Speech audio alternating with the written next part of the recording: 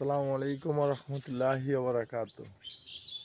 আমরা দেখেন কত সুন্দর একটা কবরস্থান, যে আমরা একটা কবরস্থানে আসছি, যে মানুষের অহংকারটা আসলে মানুষে কেন বুঝে নাই এটাই বুঝতেছি না। যে দেখেন আমার আশেপাশে সব কবর, ওরা আমাদের মতো মানুষ ছিল, যাদের এই দুনিয়াতে অনেক অহংকার করত, আজকে তারা শুয়ে আছে এখানে।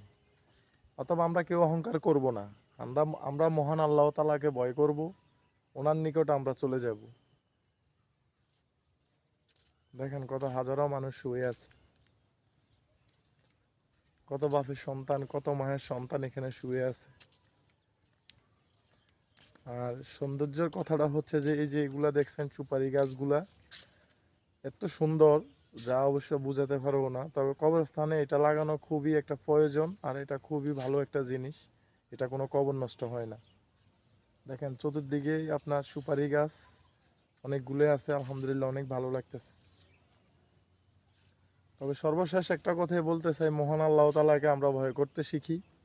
এটাই হচ্ছে মুসলমানের থেকে, যে আল্লাহর কাছে যিনি আমাদেরকে সৃষ্টি করছে ওনাকে অবশ্যই অবশ্যই আমরা ভয় করতে হবে।